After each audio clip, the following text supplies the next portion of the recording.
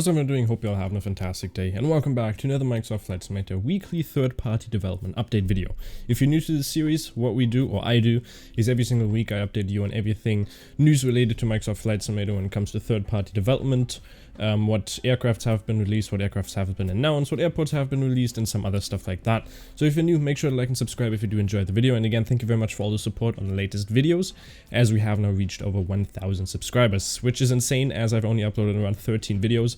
And you guys just are amazing, so thank you very much for that. And if you're also new, make sure to check out my other channel where I run with a friend of mine about some cars. So if you want to see some Autobahn and in-depth car reviews, you can check out on the top right corner. We've just uploaded a video on the Cupra Leon, which is pretty nice. So let's get into the video. And first of all, we have Coronado, who have released some new screenshots of their PC-12, which is very nice because I'm a big fan of the PC-12. Coronado said that they had unexpected setbacks which delayed the development. They have been working hard and say that they're very close to releasing the plane. They've also showcased their working GTN XI by TDS and the in-house EX600 suite, which is very nice. And a couple of features of this aircraft are that it's going to have 9 liveries plus 1 white livery, the GNS 530, the GNS 430, the GTN 750 integration option, the GTN 750 XI integration option, the EX600, like I said, the in-suite one, cold and dark ready to taxi, ready for takeoff start options. You're going to have engine and wind sounds effects when opening doors and windows, original HQ digital to stereo sound recorded directly from the real aircraft, realistic flight dynamics compared to the real aircraft, realistic weight and balance, physically based rendering, so PBR materials and textures, and some more stuff like, for instance, a tablet interface for controlling static elements, pilots opening doors, etc., and starting options such as cold, dark, and ready to taxi, which is pretty nice. I'm a big fan, and I can't wait for this one to release, and I think the pictures actually are pretty great. Second up, we have Iniscenes, who have released their San Antonio International Airport.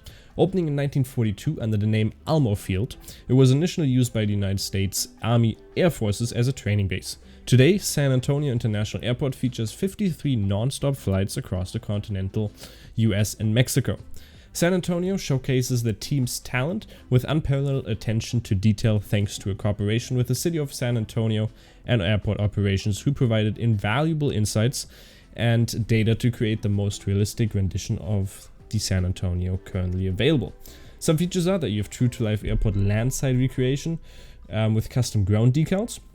You have animated palm trees at both entryways to the terminal, custom dynamic ground handling vehicle, detailed fire and rescue station, custom ground handling, and the price is going to be $20 on their web store, which is pretty nice, and I think it's a decent price as most of them are priced at around that region. Thirdly, we have the Flying Iron Simulation, who have shared some previews of their Messerschmitt Bf-109 over on Discord. The Messerschmitt Bf-109 is a German World War II fighter aircraft that was along the Focke-Wulf, or the Focke-Wulf, FW-190, the backbone of the Luftwaffe Fighters Force. The Bf-109 first saw operation service in 1937 during the Spanish Civil War and was still in service at the end of World War II in 1945. It was one of the most advanced fighters when it first appeared, with an all-metal monocoque construction, a closed canopy, a retractable landing gear, and it was powered by a liquid-cooled inverted V12 aero engine. It was called the ME-109 by Allied aircrew and some German aces, even though this was not the official German designation. The pictures only show the initial renders, so don't expect this to come out anytime soon, but I think it's a very cool addition because I do like those kind of older planes to fly with.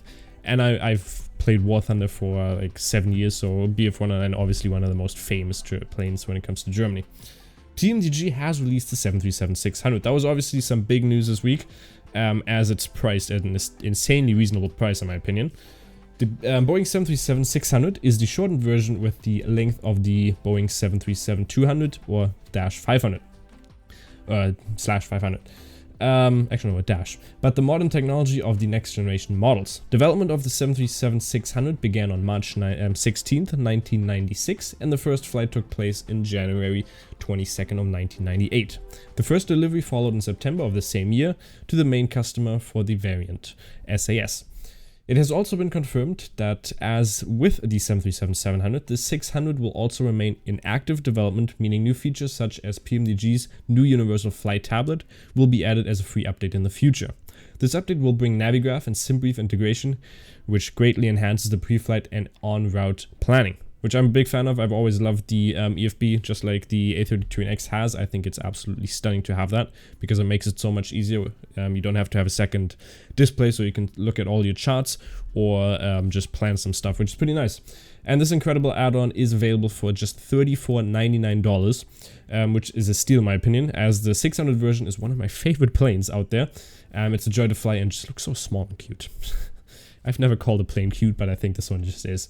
Next up, we have the DC Design, who have shown some previews of the Harrier Jump Jet. The interior modeling is coming along nicely, with detailed work ongoing throughout the cockpit. Much of what you see here is only half completed, with hundreds of rivets and bolts heads still to be added. Not to mention all the switches, levers, panel decals, and of course relevant animation. However, most of this is standard work at this stage, and with the exterior modeling around 95% completed, the project is well on its way now. The Sobo Pilot model is a nice addition that comes with some cool perks, just such as an accurate animation that follows the control inputs from the pilot. There will be also a longer AV8B Plus nose section included with some other liveries. The jet will definitely be launched in September this year. And then lastly, we have Cockspur, which is a very interesting name. Honestly, I've never heard of them before, but Cockspur has shown off the Cessna Citation Mustang for Microsoft Flight Simulator in a live stream with Two-Tone Murphy.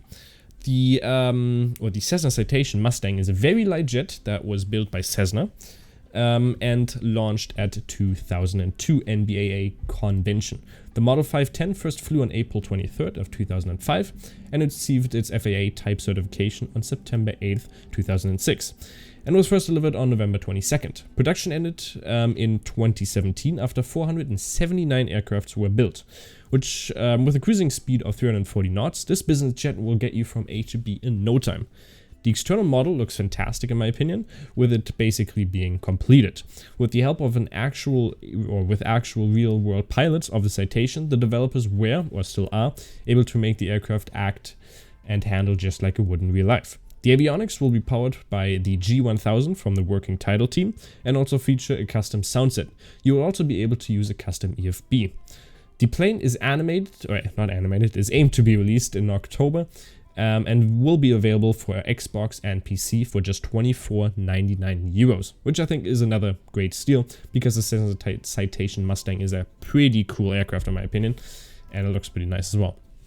If you did enjoy and you want to see more of this, make sure to like and subscribe, and that is basically for this video. We will see you next week. Again, let me know down in the comments if you'd like to see any other kind of videos. I will be doing a video very soon regarding planes and aircrafts coming from Microsoft Flight Simulator on the Xbox version, so hopefully you will enjoy that, and we'll see you next time. Have a good one. Bye bye.